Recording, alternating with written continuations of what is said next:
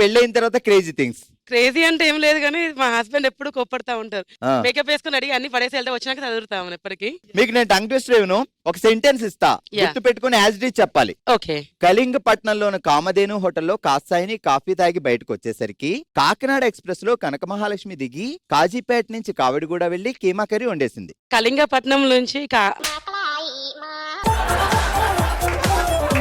కళింగపట్నంలో కామదేవు హోటల్లో కాత్యాయని కాఫీ తాగి బయలుదేరి కాకినాడ ఎక్స్ప్రెస్ ఎక్కి కాజీపేటకి వెళ్ళి కామధేను హోటల్.